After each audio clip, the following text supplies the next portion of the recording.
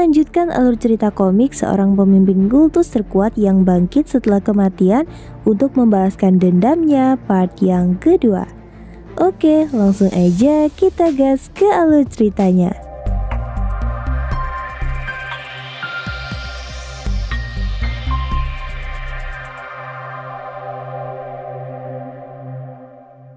Setelah Cheonma sampai ke kota, ia pun berniat untuk menyewa tentara bayaran. Sesampainya di sana, Cheonma pun bertemu dengan dealer tentara bayaran bernama Guyeom. Di sana Guyeom menyadari bahwa Cheonma adalah pelanggan baru di tempat itu. Ia kemudian bertanya tentang tentara bayaran level apa yang Cheonma cari. Cheonma lalu menjatuhkan koin emas di atas meja. Karenanya, Guyeom pun dengan segera meminta Cheonma untuk duduk sembari menyuguhkan segelas teh. Di sisi lain, Guyeom segera meminta pelayannya untuk membawa dokumen tentang para tentara bayaran yang ada di agensinya. Guyeom pun dengan segera menunjukkan dokumen dari 3 tentara bayaran terpopuler yang ada di sana. Tentara bayaran pertama merupakan lulusan teratas dari sekolah Cheon-un bernama Pong Hon. Pencapaian istimewanya pernah mengalahkan 8 monster Dark Earth, 2 gargoyle, dan 1 chimera. Dan kekuatannya yang sesuai adalah pertarungan tinju. Karena Cheonma terlihat sama sekali tidak tertarik, Guyeom pun melanjutkan ke tentara bayaran berikutnya. Tentara bayaran kedua ini bernama Seonggun. Ia merupakan lulusan terbaik di kelasnya dan merupakan seorang alumni dari sekolah menengah Biryong. Musuh yang Seonggun kalahkan dengan keahlian berlatihnya adalah 4 troll, 4 golem besi, dan 2 wyvern. Sedangkan tentara bayaran ketiga yang diperkenalkan Guyeom adalah tentara bayaran yang telah membunuh banyak monster, bahkan juga pernah mengalahkan kesatria kematian yang terkenal dan cukup mampu untuk memasuki Dugeon. Karena dia adalah ahli, Guyeom meminta 450 koin selama sebulan sebagai bayarannya. Dan tentara bayaran ini bernama Huek Gaek dari kultus Heavenly Demon. Sontak hal itu pun membuat Cheonma sangat terkejut. Nah, di sini Guyeom berkata bahwa kultus Heavenly Demon dikenal sebagai organisasi menakutkan 100 tahun yang lalu. Akan tetapi saat ini mereka lebih dikenal sebagai grup petarung yang bersemangat. Karena itu, Guyeom meyakinkan Cheonma untuk tidak terlalu khawatir.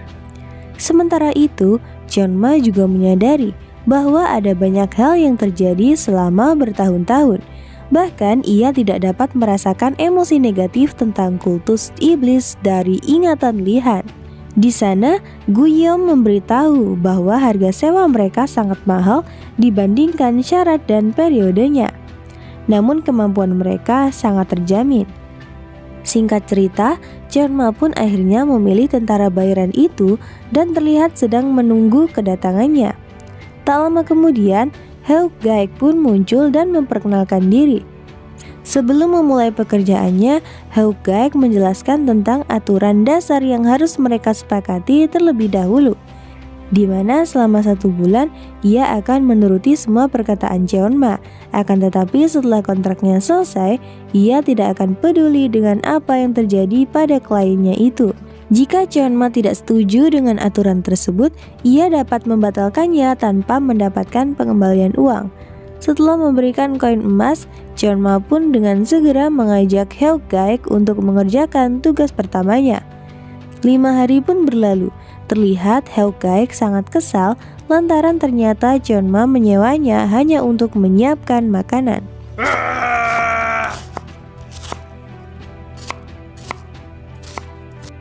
Tak lama setelah itu, Cheonma pun muncul dan meminta Huek Gaek untuk fokus pada pekerjaannya karena Cheonma sudah mulai kelaparan. Huek Gaek merasa sangat terhina karena setelah ia datang ke kota Ganhu dan bekerja sebagai tentara bayaran, ia sama sekali tidak pernah gagal dalam misi berburu monster, mengawal, bahkan sampai membunuh.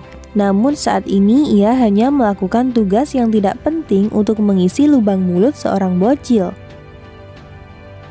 Tentara bayaran macam apa yang akan jatuh hanya karena sejumlah uang besar? Jika bukan karena ia klien, dia sudah mati sejak lama.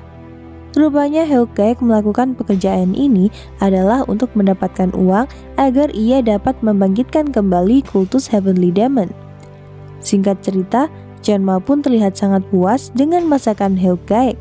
Karena itu, Chanma pun menyuruhnya untuk melanjutkan pekerjaannya itu. Sembari beranjak pergi, Chanma memberikan perintah agar Hellkite tidak datang ke ruangannya jika Chanma tidak memanggil. Di saat yang sama, Hellkite bertanya kepada Chanma kapan ia akan melakukan pekerjaan sebenarnya. Karena itu, Chanma pun memerintahkan Hellkite untuk mencuci piring. Malam itu, terlihat Chanma sedang bermeditasi untuk menyelesaikan sexagenary cycle. Namun Chanma harus berhenti lantaran jika diteruskan aliran energi tubuhnya akan robek.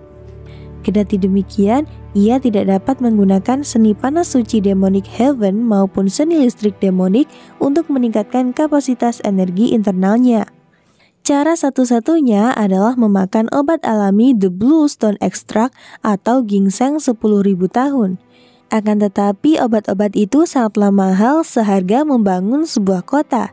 Karenanya Chanma pun masuk ke dalam ingatan Li-Han untuk mencari monster yang memiliki mutiara jiwa. Setelah insiden 140 tahun yang lalu, monster mulai datang dari tempat yang disebut Dugeon. Awalnya makhluk kecil dan tidak cerdas paling banyak muncul. Namun seiring berjalannya waktu, muncul monster-monster cerdas dan beragam. Karenanya, aliansi Murim pun membagi monster ke dalam beberapa tingkatan dengan level ancaman yang berbeda. Chanma merasa bahwa ia bisa mendapatkan benda yang ia cari di sekitar monster berperingkat tinggi. Ia pun menemukan monster tingkat tinggi bernama Necromancer. Kendati demikian, wajah monster itu malah mengingatkan Chanma kepada para bajingan yang pernah ia lawan. Karena tidak ada yang lain lagi, Chanma pun segera mencari informasi mengenai Necromancer. Namun ternyata, Li-Han memiliki informasi yang tidak penuh mengenai monster itu. Nah, di sini Chanma mendapatkan informasi bahwa monster tersebut memiliki kemampuan untuk mengontrol kematian. Monster itu juga memiliki inti yang menopang kehidupan. Karenanya, Chanma pun menyimpulkan bahwa monster itu juga memiliki mutiara jiwa. Sesaat kemudian, Chanma melihat ingatan Li-Han di sekolah saat gurunya menerangkan mengenai Necromancer. Alhasil, Chanma pun akhirnya memiliki alasan lain yang membuatnya harus pergi ke sekolah. Singkat cerita, saat pagi tiba, Hellkite terlihat telah menyiapkan semua makanan Chanma. Akan tetapi Chanma terlihat sedikit kecewa lantaran ia tidak dapat melihat daging di atas meja. Karenanya, Hellkite pun berkata bahwa ia tidak dapat menyajikan makanan itu di atas meja. Sontak, Chanma yang menyadari bau dari masakan itu pun terlihat sangat terkejut. "Aku pikir kau menyadarinya, tapi ini adalah bau dari sup bebek di luar sana. Aku memasaknya di atas panci yang sangat membara." Mendengar ucapan itu, Chanma pun sangat senang dan menantikan pertumbuhan Hellkite di masa depan. Di sana, Chanma lalu mengajak Hellkite untuk segera makan. Akan tetapi Hellkite sangat terkejut lantaran merasa bahwa saat ini ia jadi semakin melambat. Menyadari hal itu, Hellkite menduga bahwa Chanma sengaja memerintahkannya untuk melakukan pekerjaan ini adalah untuk membuatnya semakin lemah.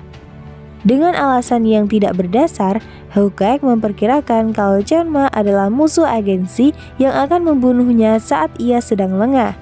Karenanya, Hellkite pun berniat untuk membunuh Chanma terlebih dahulu. Namun Chanma tiba-tiba bertanya mengenai Necromancer kepada Hellkite. Hellkite lalu berkata bahwa monster itu memiliki kemampuan menciptakan zombie dan skeletons.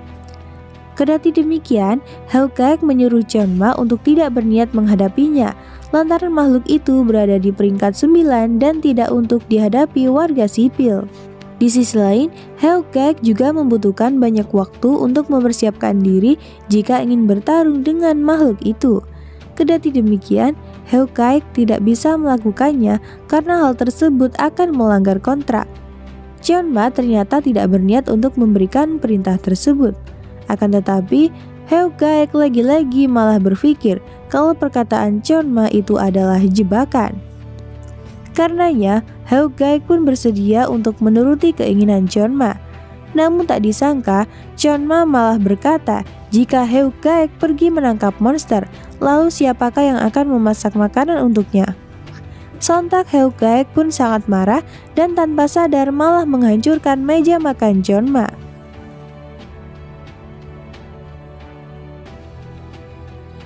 Untuk itu, ia pun segera mengalihkan topik pembicaraan dengan berkata kalau sup bebek yang ia persiapkan sudah matang. Dengan wajah tak sabarnya, Cheonma pun lalu meminta Haeuk-gaek untuk segera mengambil dan membiarkan ia untuk memberikan penilaian.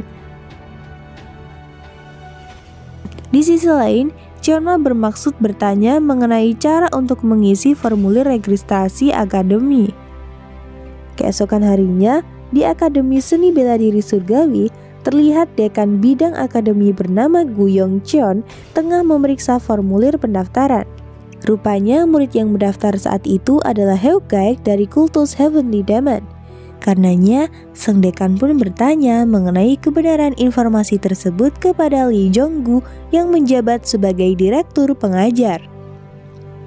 Alhasil, Lee Jong-gu pun berkata kalau ia telah mengecek kebenaran informasi tersebut beberapa kali. Setelah menyerahkan formulir, murid itu saat ini tengah berada di ruang konseling. Di sana, sang dekan juga terlihat sangat kagum lantaran Haeuk-gaek pernah menangkap rank 7 kesatria kematian. Kedati demikian, Lee Jong-gu mengatakan kalau kesatria kematian yang ditangkap Haeuk-gaek tidak sempurna. Ia juga memperkirakan bahwa Haeuk-gaek bersama anggota party yang kuat dalam penyerangan itu. Meskipun begitu, sang dekan tetap membantah kalau hal itu tidak bisa dianggap sebagai penyebab kemenangan, mengingat kesatria kematian sangatlah sulit untuk dihadapi. Kemudian, sang dekan pun bertanya mengenai opini dari Lee Jong-gu. Karenanya, Lee Jong-gu kemudian berkata bahwa mereka harus segera membuat keputusan yang realistis mengingat kiamat akan segera datang. Mereka juga harus mengesampingkan tentang reputasi buruk kultus Heavenly Demon di masa lalu. Di sisi lain, sang dekan kembali mengingat bahwa sekte ortodoks dan non-ortodoks yang didamaikan oleh Lake Wonder juga memiliki sejarah permusuhan yang sangat panjang di masa lalu. Selain itu, jika mereka tidak menerima Haeuk-gaek, Lee Jong-gu khawatir kalau dia akan didapatkan oleh akademi lain. Karenanya, sang dekan dengan segera memerintahkan Lee Jong-gu untuk mendaftarkan Haeuk-gaek sebagai murid mereka. Setelahnya, Lee Jong-gu berkata bahwa saat ini Haeuk-gaek tidak sendirian. Ia bersama seorang murid tahun kedua yang terlihat seperti penjaganya. Di sisi lain, Haeuk-gaek terlihat sedang memasang ekspresi menahan kemarahannya di hadapan Cheonma. Apakah yang sebenarnya terjadi di antara Cheonma dan Haeuk-gaek? Kita akan mengetahui di video pembahasan alur cerita komik part selanjutnya. Jadi jangan lupa subscribe untuk notifikasi berikutnya ya.